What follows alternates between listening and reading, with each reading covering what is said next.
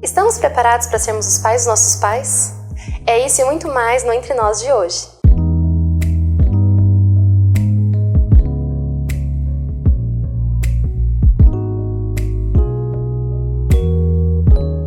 Hoje eu começarei o Entre Nós de uma forma diferente, lendo uma carta para a gente refletir sobre se nós temos a capacidade de sermos os pais dos nossos pais. Essa carta começa assim: carta de um idoso escrito para um filho. O dia que esse velho não for mais o mesmo, tenha paciência e compreenda-me. Quando derramar comida na minha roupa e me esquecer de como apertar os sapatos, tenha paciência. E lembra-te das horas que passei a ensinar-te a fazer as mesmas coisas. Se quando ao conversares comigo, repito e repito as mesmas palavras e sabes de sobra como termina, não me interrompas e escuta-me. Quando estivermos reunidos e sem querer fazer as minhas necessidades, não fique com vergonha e compreenda que eu não tenho culpa disso, pois já não as posso controlar. Pensa quantas vezes, quando criança, te ajudei, estando pacientemente ao teu lado, esperando que terminasse o que estavas a fazer. Não te sintas tristes, enojados ou impotente por me ver assim. Dai-me o teu coração, compreenda-me, apoia-me, como eu fiz quando começastes a viver. Da mesma maneira que te acompanhei no teu caminho, peço-te que me acompanhes para terminar o meu. Dai-me amor, paciência, que eu devolverei gratidão e sorrisos. Esse texto é de um autor desconhecido, mas ele vem para fazermos que a gente observe essa nova fase dos nossos pais de uma outra forma. É muito ruim compreender que as pessoas que nós amamos, elas envelhecem. E aquela pessoa que te pegou no colo, aquela pessoa que te carregou no ventre, ela também vai passar por esse processo. E muitas vezes nós não estamos preparados para sermos os pais dos nossos pais, porque muda toda essa configuração da vida.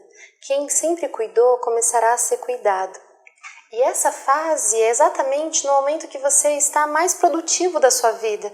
É quando você tem muitos trabalhos, você tem uma série de coisas para fazer e você precisa parar tudo isso para também dar atenção para a pessoa que você tanto ama.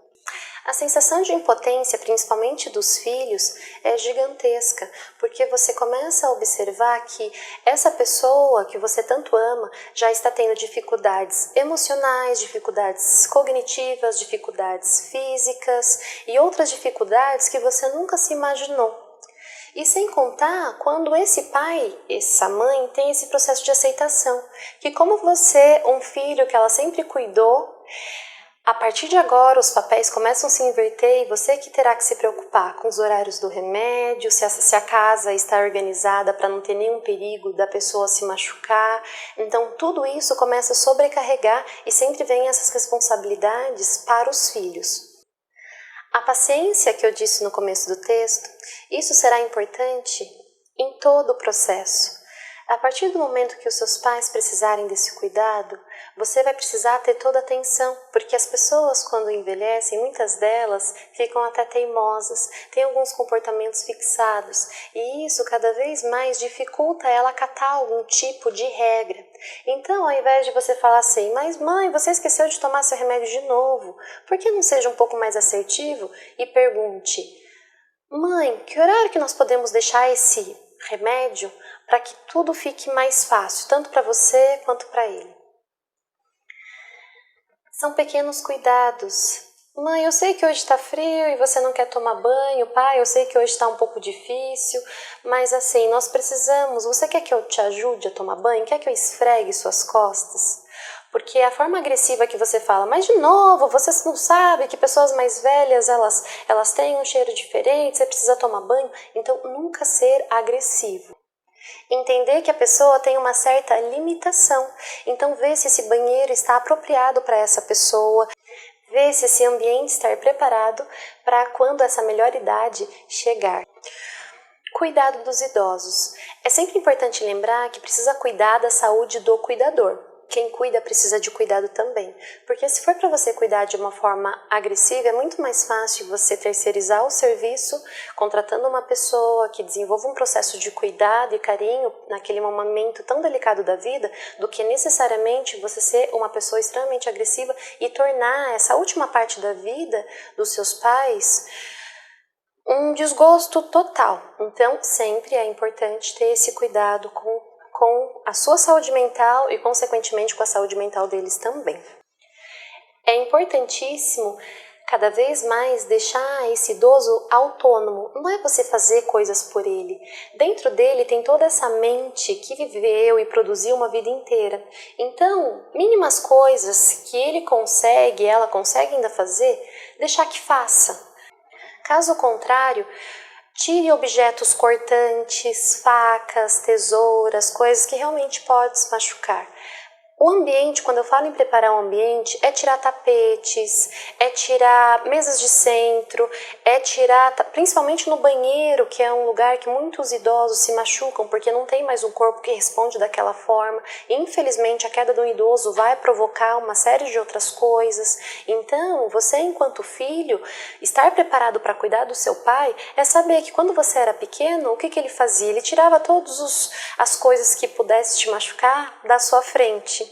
Tirava do alto para você não puxar, não cair na sua cabeça. Então, essa inversão de papéis é você entender que quando seu pai envelhecer, de uma forma sutil, é importantíssimo não tirar ele do lugar dele.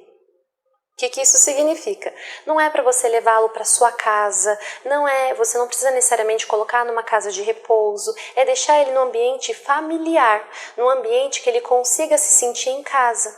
Porque esse ambiente, além de trazer essas lembranças emocionais, ele já sabe exatamente onde estão as coisas. Porque se você leva ele para um novo ambiente, isso pode gerar esse processo de mal-estar, porque ele vai ficar muito mais irritado, porque ele não sabe onde estão as coisas, ele não vai saber onde ficam as coisinhas dele, e sempre tentar manter um padrão. Aonde fica o armário dele de cueca, sempre deixar a gaveta dele de cueca. Onde fica a toalha, onde fica... Facilitar mesmo esse ambiente físico para que esse finalzinho da vida dele seja o mais tranquilo possível. Nós também vamos envelhecer. E você tem cuidado da sua saúde para conseguir envelhecer de uma forma muito mais tranquila e saudável?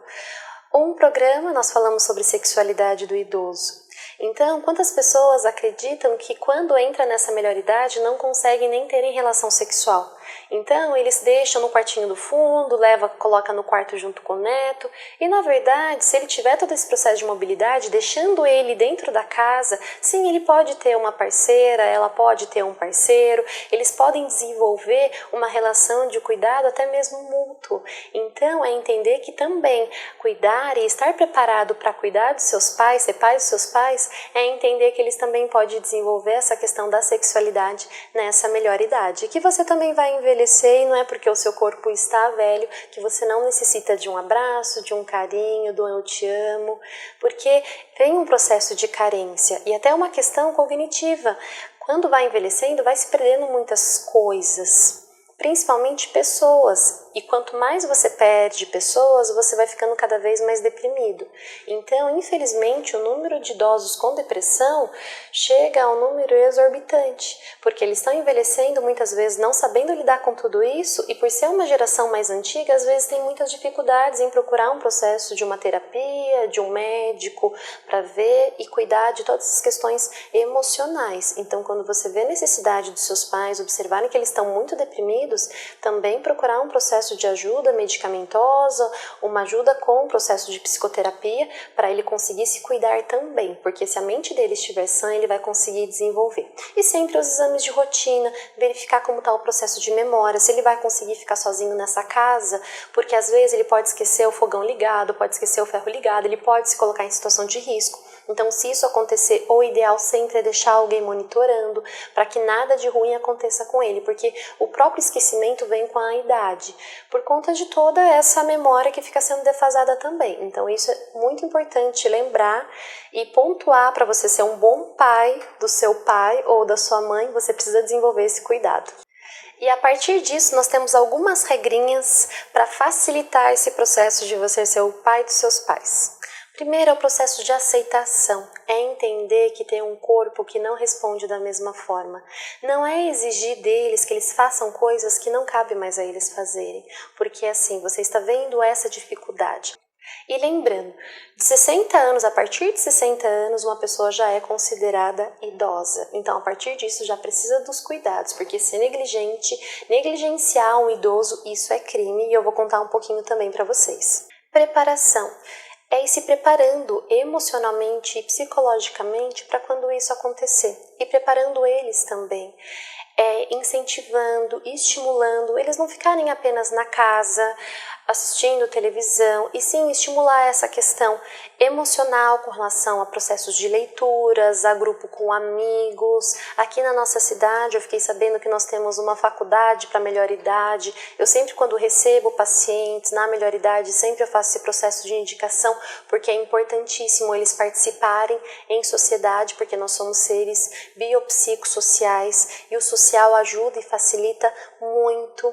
O processo de moradia é tentar encontrar, como eu disse em todo o programa, um ambiente extremamente acolhedor, se possível sempre a casa que ele viveu, por conta dessas memórias afetivas que tem do lugar e por conta da praticidade, por conta de memória, e ele não se sentir perdido, porque com o próprio tempo ele pode começar a ter confusão mental, e ter essa paciência, e sempre que ele quiser repetir uma história, você ouvir da forma mais agradável possível, por mais difícil que isso seja.